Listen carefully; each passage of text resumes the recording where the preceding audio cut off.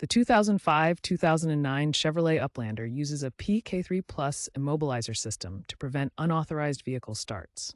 Each key contains an RFID chip that communicates with the vehicle's engine control module, or ECM. DIY programming requires two working master keys and a blank transponder key with HU100 or HU101 cut. The key must be precisely cut to match the vehicle's lock tumblers. Cutting errors can prevent programming or damage the ignition. Unlike newer systems, basic pairing doesn't require a scan tool, but an OBD2 reader can help verify the process. Insert the first working master key into the ignition and turn to the on-run position. Wait for the security light to turn off, indicating learning mode. Repeat this step with the second master key.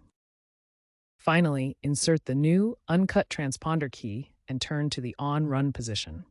The security light should extinguish, programming the key. If successful, the Uplander should start. If issues arise, consider using an OBD2 scanner to check and clear codes. Remember, rushing the process can cause ECM lockouts requiring dealer intervention.